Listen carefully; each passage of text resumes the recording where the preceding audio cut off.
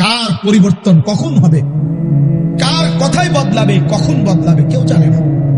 জানে কে? আল্লাহ। হয়তো তার কাছে এক কথা দিল যে হায় আসলে আমার জীবন এমন ঘৃণ্য জীবন। ফুজাইল ইবনে ইয়াস রাহমাতুল্লাহ আলাইহি রাত্রি গভীরে, উনি বড় ডাকাত সর্দার ছিলেন। তো গভীর রাতে উনি ডাকাতি করতে গেছেন। রাশিয়া সামারকান্দের বড় ডাকাত, পৃথিবীর একজন বড় বিখ্যাত ডাকাত সর্দার ছিল তিনি।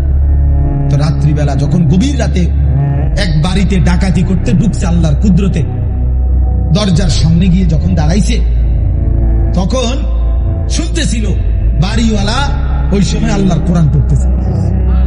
আমার কাছে আরবি কিতাব আছে, কিতাবে লিখছে আজ-জুহাদু মিআতুন, ওই কিতাব। তো এটা বাংলা অনুবাদ হয়েছে দুনিয়া বিমুখ শত মনীষী, অসাধারণ কিতাব। তো রাহনুমা প্রকাশনী।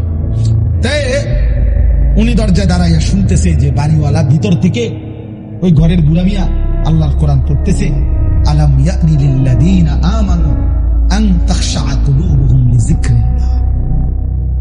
আল্লাহ বলছেন, আমার মুমিন বান্দা, আমি আল্লাহর শরণ, আমার বন্দেগী, আমার জিকির, আমার ইবাদতের জন্য তোমার মনটা নরম হওয়ার, অন্তরটা নরম হওয়ার সময় আজও কি হয়নি? আজও হয় নাই বান্দা? আর কোনদিন আমাকে সেজদা দিবা না? আর কোনদিন আমার নামাজ পড়বা না? তাহলে আর কোনদিন হালাল খাইবা না? আর কোনদিন নারী পর্দা করবা না তুমি?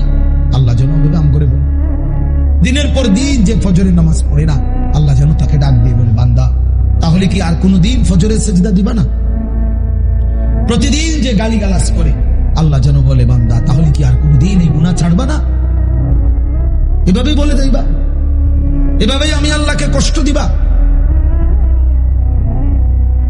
তো এই ডাকাত সর্দার ফুজাইল, উনি তখন এই আয়াত হঠাৎ করে গভীর রাতে, ওনার এই কথাইটা উনি তো বুঝছে অর্থ, ওনার কলিজার মধ্যে গভীর রাতের নিস্তব্ধ, চারিদিকে তো ঠান্ডা নীরব, এই এক আয়াত ওনার কলিজা ছিদ্র দিলে লাগছে।